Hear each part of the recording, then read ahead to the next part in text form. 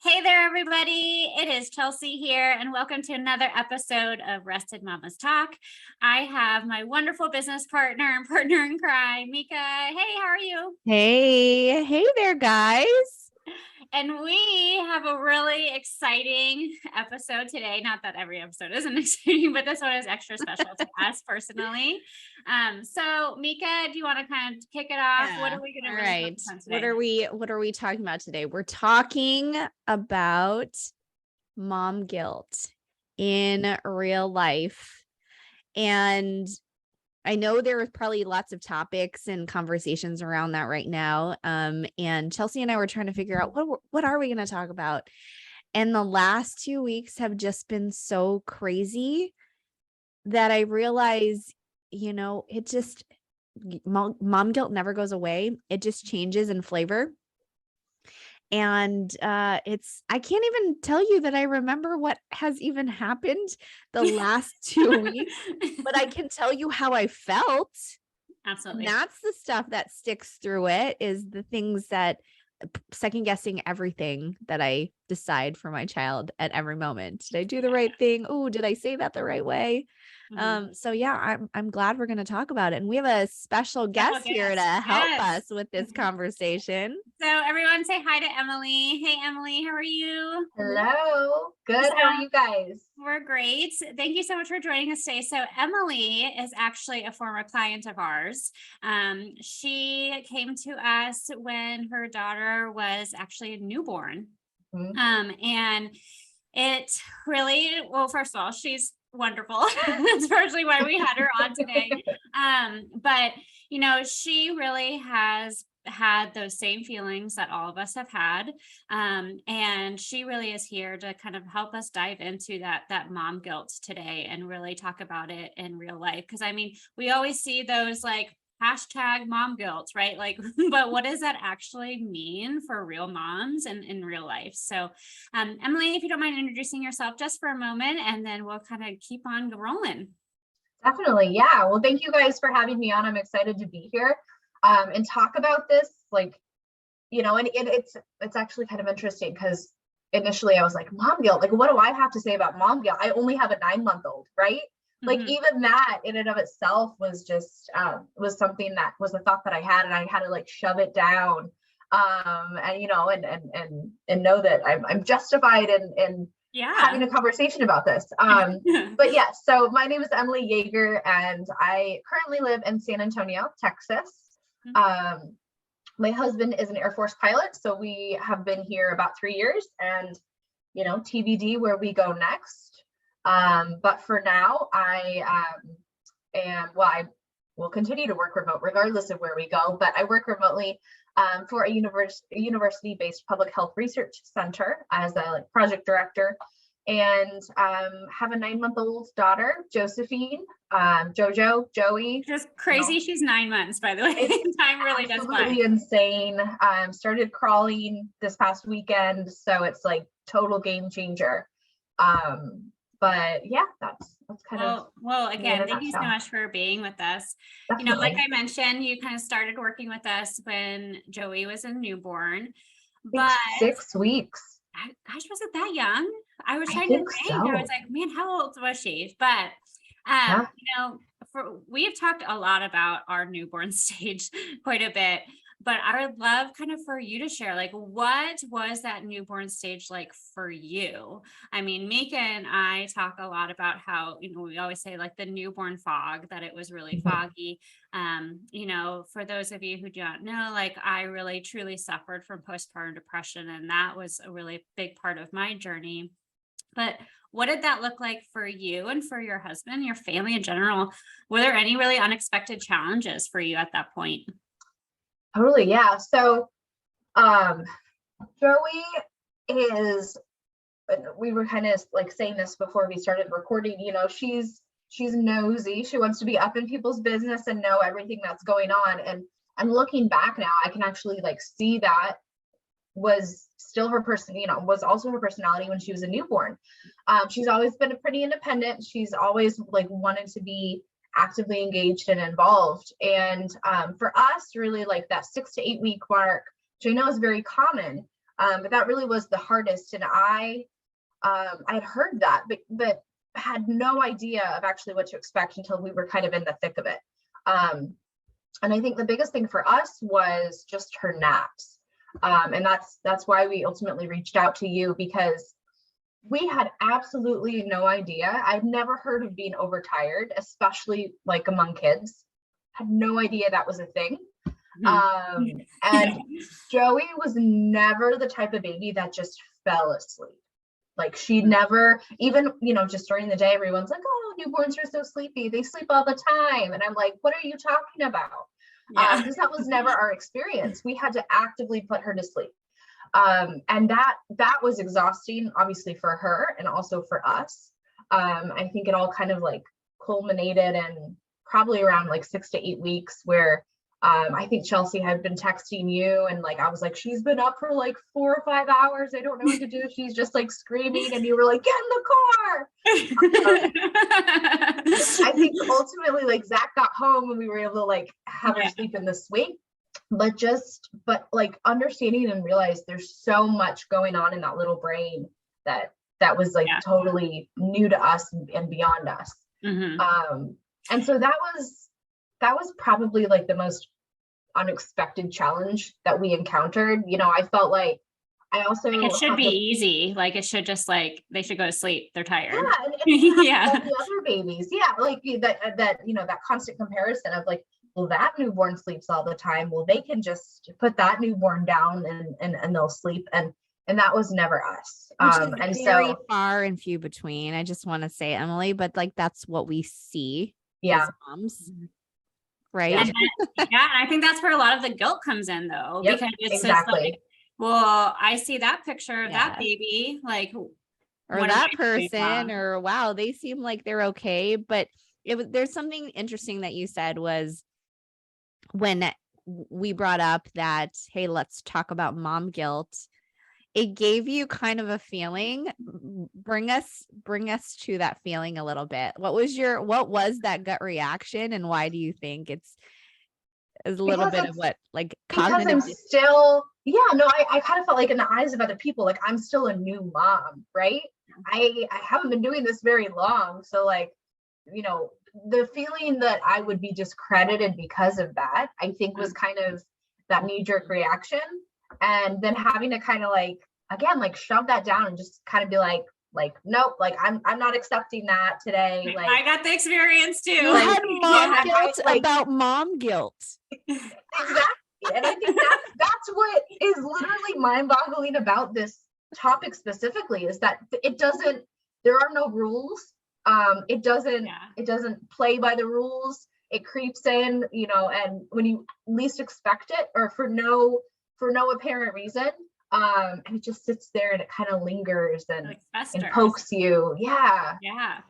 So when kind of even just like look now, you can even answer this now, but like even at that time when we first started working together, do you think that some of that lack of sleep actually compounded some of those feelings or emotions that you had? I mean, it definitely was with me. It definitely did. But, even just reflecting on that, how did that affect kind of your mindset during that time? Or just in general, Emily, like I want to broaden that a little bit instead of like leading you that it's sleep, because I know we're talking about sleep, but just in general, what do you think, what factors fed into guilt in general?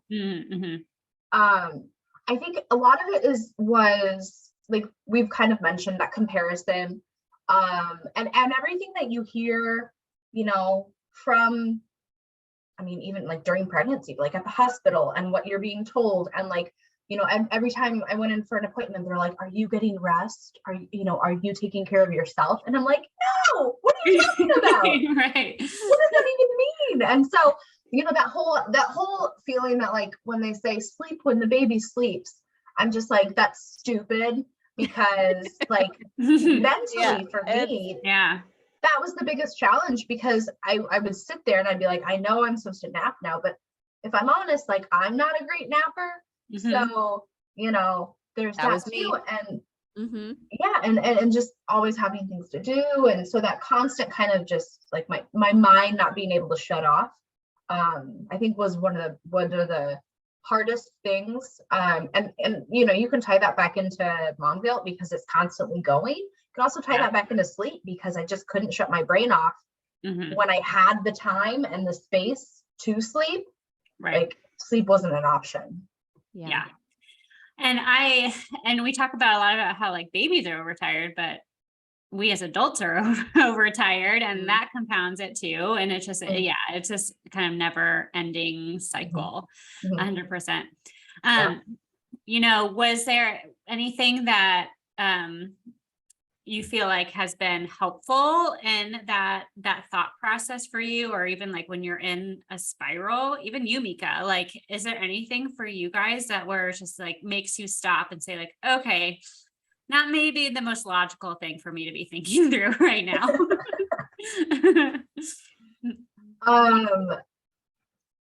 That's hard. I mean, the biggest thing for me is that like, I know when I get to a certain point, like I just need to like take a walk, you know, I just need to step outside, sometimes with baby, sometimes without baby, like if Zach's home, and able to watch her, and just like I guess that's the best way for me to clear my head. And I try to tell myself that, okay, when you walk back into the house, when you cross that threshold, you're not allowed to bring that back inside with you. And it stays out there, you know?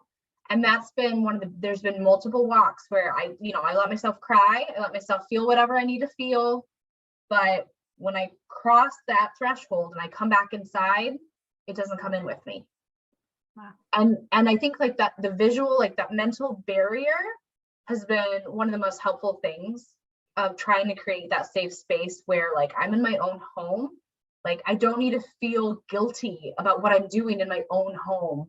You know, like I'm the one making the decisions, and I'm the one bringing the voices on social media and stuff into the home. If I need to like unfollow someone or turn that off, then that's what I need to do. But like I have control over that. So that's been a recent realization that was not early on. Amazing. I'm just like, I'm like, learning that from is you. amazing. that like I said, that was like a recent realization, but that's just something because I do have an anxiety myself. I think it's been years. I talked to a therapist, so that's just kind of something that we've worked out, that like that like imagery and that conceptually is something that works for me. Yeah, I really love that you say that when you talk, because when I think for me, when I think about mom guilt, I think because motherhood is a polarizing topic, parenthood is a polarizing topic, and whatever is a practice for something, there is a exact complete opposite opinion on the other end. And even being in the middle just means that you have more enemies, you know. It's like you got to pick a spot.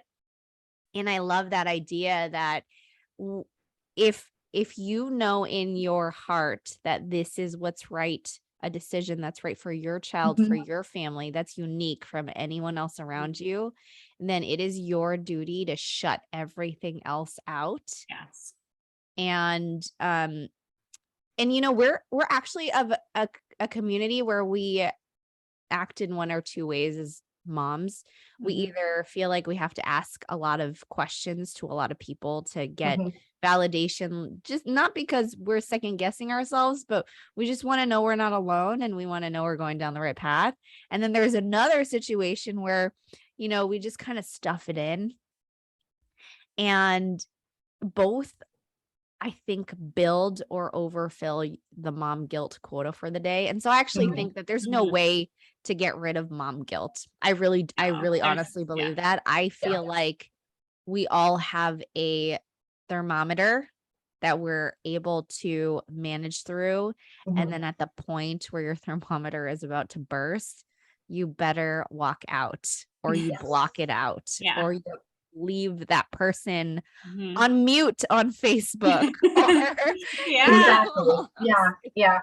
And I was just gonna say, I feel like there's that baseline level of mom guilt that is like you know, there's the acceptable amount, and then that's baseline. Like everybody's gonna have that underneath that point, but then like how much more you have above that, you know, is kind of, you know, the question, and then how you deal with that.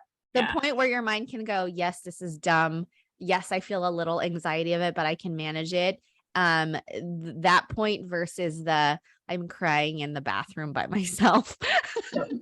Yep. Yes, because I have been there. I've been there too. Well, Yes. And I think like when you were talking about like how you recently kind of had that realization, and I think that for me, it was right around, I think probably when my daughter was right around 9 months old, 8 months old too, where I finally found that thing for me. I mean, you guys know I'm a very social person. I am a very like extroverted person, but I think that honestly, it took being a mom and trying to like actively kind of improve myself a little bit too, to know like I need my space. Like I need time to myself. And then there was that cycle though, for a long time, I'd probably say like a good year, is like I cognitively knew that I needed time every week to do whatever I wanted to go do. You know, if it was like to go sit and get sushi by myself, I was going to do that. If it was to go see a movie by myself, I was going to go do that. But then it was like, okay, but this is a Saturday night. Like I should be spending this time with my daughter. I should be spending this time with my husband when I can do that, because now my baby's sleeping well and I can like have that time again. But it's like acknowledging that it's okay to take care of yourself in that moment too. And I think that actually, Emily, you and I were talking about this the other day about how like you like to go on walks and run, but like you're like, should I take Joey with me? Right, right. Yeah. And just, you know, that kind of constant, just like, is this right? But it is, but like, is it okay for me just to do it? kind of a thing, you know? So going through that mental journey though, that's why I really love Emily saying that you just got to block it out, because I realize how many of those thoughts are seeds that other people have planted. Oh yeah. And at that point, you realize that maybe when you do need that space, you're definitely not going to go to that one girlfriend who has decided that it was right for her family to lay her whole life on the line to be with her child, because she's not going to understand. And whatever she decided is fine. Then the same way that I'm not going to tell my grandmother, who I can tell you have been like, oh, or, you know, I won't name other names in case. So you're like, oh, wow, you're leaving them with your husband. That was another thing. It's everything, right? So it's not, it stems. This is what it frustrates me about mom guilt, is it really stems way farther than the decision that you're making for your child. Like it's one thing to feel guilty, like, oh, you know, I spoke to her this way today and I feel guilty about it. It is so much more complex. You needing time for yourself, Chelsea, or I can tell for me, my getaway has been tennis. Time that I shut off. I can't think about anything else but hitting that ball. You know, honestly, like just trying to breathe because I'm dying. But, you know, it forces me to kind of refill, and then it's hard to then think of all the complications around it of like, oh, you know, I just picked up my son and now, you know, I'm leaving him at home with my husband or a babysitter, and I'm missing dinner. Am I going to show that I'm the kind of mom that doesn't have that special time at dinner time and it's, you know, not sacred? And then it's like, oh, then my husband, now I feel bad for my husband. Oh, my husband has to do it's just never ending about like one topic. And all I wanted to do was refuel myself. Yeah. I think that you kind of touched on it, Mika, just now about like leaving my husband, or I was saying leaving my daughter. One of the hardest transitions for me in terms of mom guilt was when I went back to work, and it wasn't, I'm gonna be really honest with you, it wasn't my guilt for like being guilty about leaving my daughter. It was feeling guilty that like I was looking forward to that. That was me. And I kind of almost get emotional about it now, because like, I was so guilty because so many people come up to you like, oh, like, I know that first drop off is hard. And like, you hard. know, and it's so hard. Like, are you doing okay? And I'm just like, yeah. But then I'm like, oh my gosh, I should be feeling different Was emotions. I supposed to be feeling horrible? Yeah. Oh my God, Yeah. what's wrong with me because I'm not feeling horrible? It's so true. And so, Yeah. well, and for me, and I don't know about for you, Emily, kind of how that transition was for you, but um, it really helped my mental health, Yep. going back to work. And so that, I think that that was one of the things that took me the longest to, you know, push down and to not listen to, Mhm. that like, okay, now something's wrong with me because I'm looking back forward to going back to work and Yeah. finding a bit of peace in myself. I mean, what was that experience for you? I mean, I think you kind of like hit the nail on the head as far as me too, because I found myself that those first, I don't know, like I guess 9-10 weeks, because I didn't have a very long maternity leave, that I really felt towards the end of that, like the postpartum depression kind of starting to creep in. Mhm. And and going back to work was probably one of the best things I could have done for that, because I was like, I just need to use my brain for something other than wake windows. Yeah. Like I need to think about something else. And we were lucky in that, like when I went back to work, my husband started his paternity leave. So we still had Joey at home. That's great. And so I could still be around her because I was working remotely. So I think that helped too. But I was able to like shut the door of my office and have that space where I had that little part of myself back. And I mean, I think that was leaps and bounds of progress very quickly when I was able to return to work. But then it's hard because it's like, oh, I can hear them. I should go like I say should hi, go but like do something. I want Zach to be able to figure stuff out on his own. And then if anything, it almost felt like we were prolonging the transition to daycare too, because that happened, a few months later. And that was hard, but I think what took me the longest to get to like a comfortable point to be able to say is that daycare makes me a better mom. Mm. And for some people, that's totally not true. And that's not what but for me, that's how it is, because it gives me space to work and be productive. It also gives me space to like go on that walk or run by myself if I And need then be to. present with her when she is home. Exactly. Yeah. Yes. And so sorry, Emily, good. That I just have to pause you for that, because that I think is so rarely said.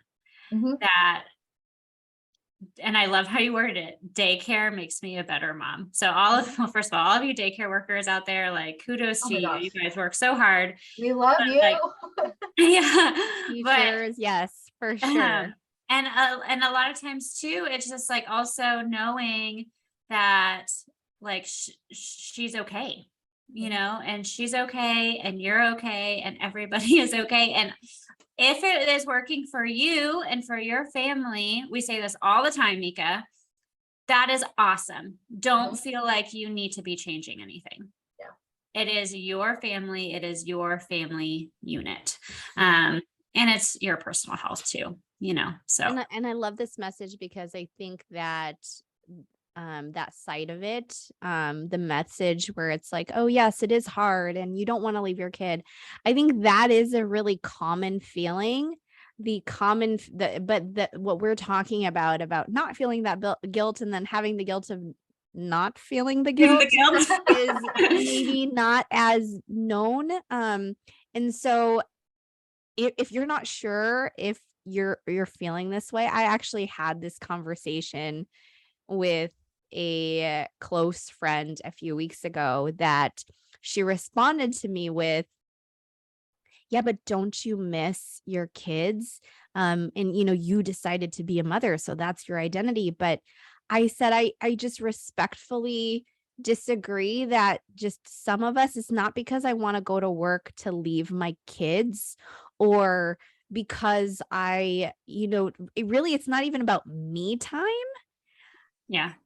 For me, at the core of it, it was I wanted I wanted to feel like I had a larger identity Mhm. Yes. that I was going to be able to bring back to my family. Mhm. And when I was in maternity leave, same thing like you, Emily. Oh my gosh, the wake time calculation. I'm like, The Googling, The the app and the gosh. tracking and all of it. yeah. doing math of that all the time.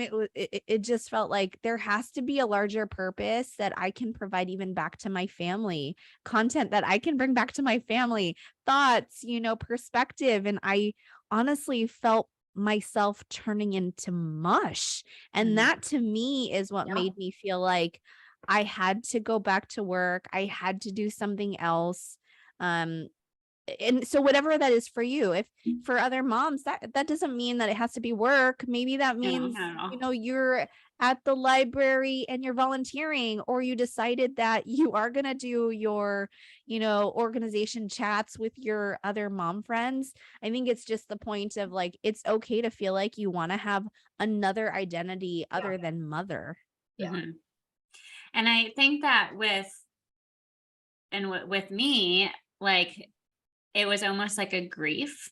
And that, because I had this idea in my head that I was gonna love being a stay-at-home mom, that this was gonna be everything that I dreamed of. And then when it wasn't, it was almost like a grieving of Mhm. that previous, I guess, expectation that I had. And I think there is still even a part of me still that's like, man, I wish I had that in me, and like, I see all of these stay-at-home moms that are just like incredible people. And first of all, you are working. You 1000%. 1,000 Yes. times you are working. Overtime. Like you were working overtime. You're working Yeah. overtime. But yeah, it took me a while, and still that still creeps up, like, like I wish that was me, I wish that, but then I came back to kind of like what you said, Emily, too, of like, I can be the mom that I am because of it, because of all that other support too around me. And it's So, also, I think it's also important to accept that like this is just like where I am right now. That doesn't mean it can't change and down the road. yeah. And who knows what that will look like, and who knows what that journey will continue to be. I've gotten as far as I've gotten, and thank goodness for that. But there's still a lot ahead of us, and no idea what that will look like in the future. But like in this moment, like this is what I need, and just acknowledging that needs will change over time, of myself, of Joey and my husband, and where we are and what we can do, Jobs and yeah. everything. And Yeah. so it's fluid, and I think accepting that also is challenging for me, because I'm a planner. I like to have like my outline and know what's going to be happening, and like Mhm. and all of that. And when things do change course abruptly, it takes you some time to navigate that, and that, I think, like, is motherhood. So that's just kind of been a challenge in and of itself. Yeah. Yeah.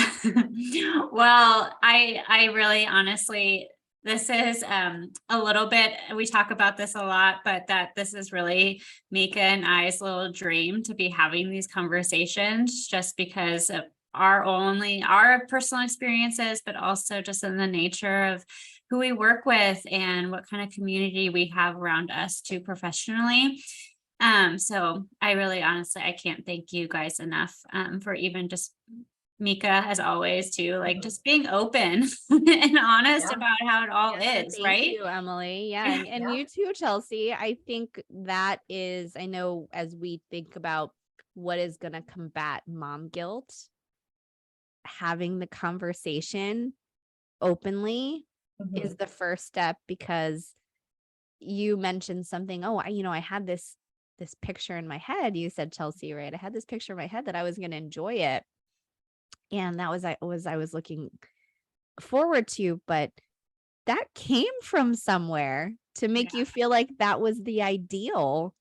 And then for you to find out that that's just not what you needed to be the mom that you really wanted to be. And so let's have this conversation and know that sometimes those expectations, they don't fit. And that's okay. Yeah, and that's 100% okay. Okay, we're gonna kind of transition a little bit. And at the end of each one of our episodes, we do our Rested Mama sleep tips.